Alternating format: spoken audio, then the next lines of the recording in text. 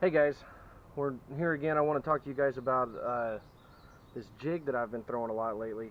And I know you guys are probably thinking, well, a jig is a jig is a jig. And you know what? I don't necessarily disagree with you in a lot of cases. I've always kind of felt that way, except in a few situations. But here lately, I'm starting to find, well, I'm starting to find myself doing this with everything. I'm trying to find one rod or one line or one reel or one lure, one jig in this case, that I can do multiple things with instead of having a whole bunch of variety, and then that's more choices to choose from. And it's I want less choices when I'm out fishing. So call me crazy, but my mind's the biggest problem whenever I'm out fishing.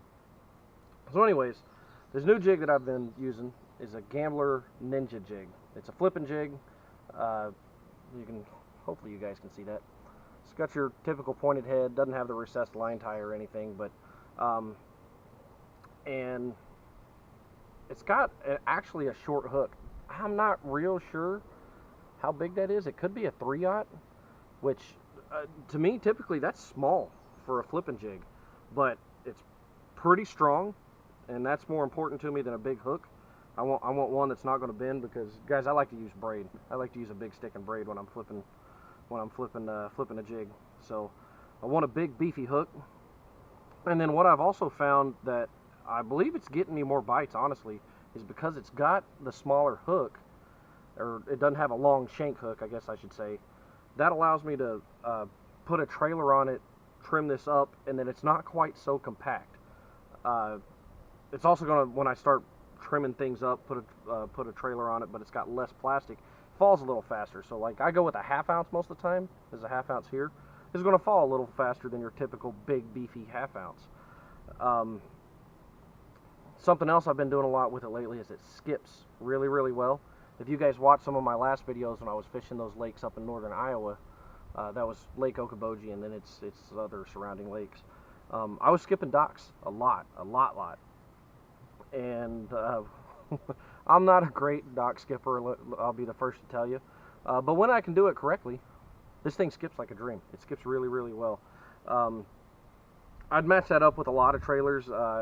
One of them I use a lot is the Gambler Flappy Daddy, which this one, he's all little messed up there. Flappy Daddy and the Burner Crawl is probably the two that I use the most when I'm flipping.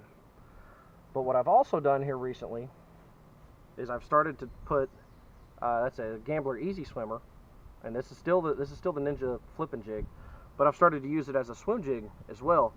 A lot of guys like a 1/4 ounce or maybe a 3/8 ounce when they're using a swim jig. This is a 1/2 ounce, and you couldn't really see it in this one video that I did. It was the last tournament that I finished second in.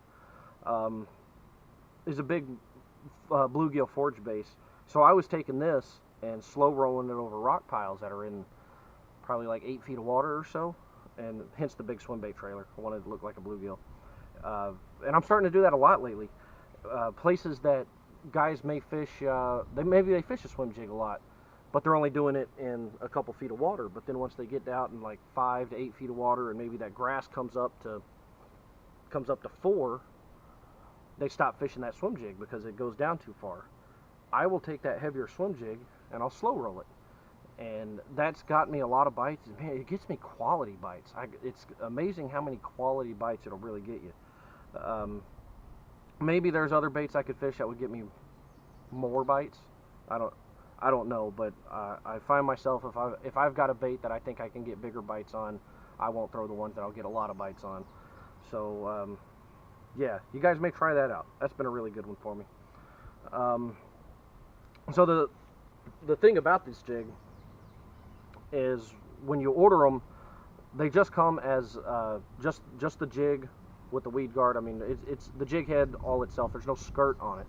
I make my own skirts. These are Gambler skirts as well, but I like to mix and match my own colors. You know, watercolors different everywhere. I'm actually at Lake Eufaula in Oklahoma right now, and if any of you guys have ever been down around this lake, if you ever seen Strawberry Nesquik, it's like that. It's a little pinkish red, brownish, gross water.